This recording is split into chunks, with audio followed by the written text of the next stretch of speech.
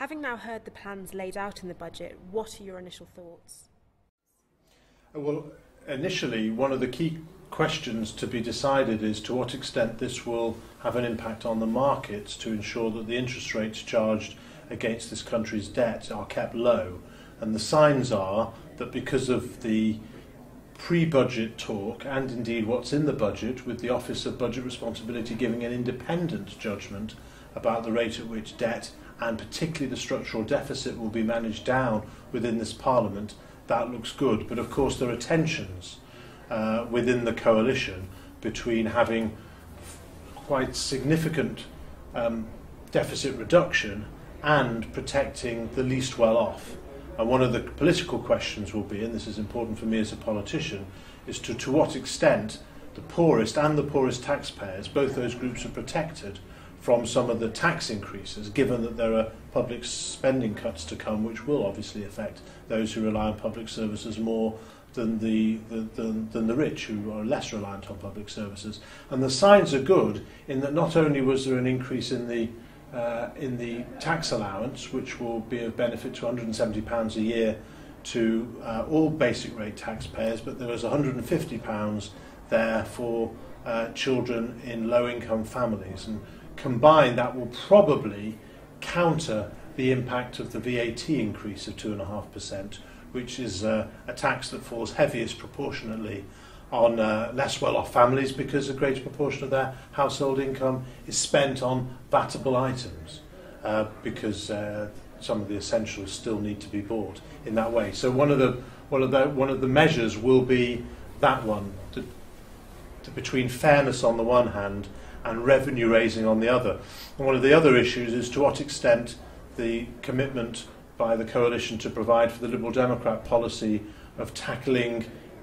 income tax avoidance by taking income as capital gains, taxed at a much lower rate of 18%, has been addressed by the increase to 28% in capital gains without any of the complex tapers that were also proposed.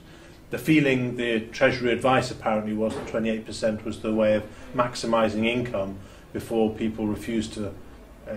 seek out capital gains because of what they consider to be punitive rates of taxation. So how much that delivers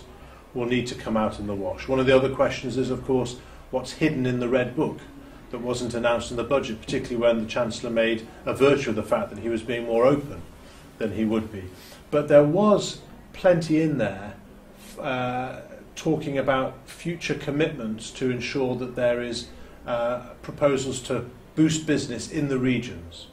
because what was said that there would be future announcements very soon on ways of providing tax incentives for small start-ups outside of London, the South East and the Eastern region. And that will be one of the ways, I think, in which the Chancellor is seeking to ensure that there's a more balanced growth in jobs, given the overheating of the South East that there's been and the pressure that that creates on housing and services. That's one of the issues. And secondly, how will the effects on public spending help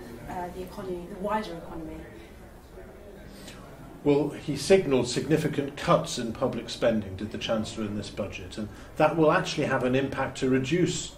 gross domestic product, to reduce growth, because it's one of the factors that feeds into growth. Obviously there's business growth and there's consumer spending and a number of other factors as well. But nevertheless, again, there was a balance to be found between deficit reduction, the protection of frontline public services, and the need to ensure that growth isn't too damaged by significant cuts in government consumption, government spending. And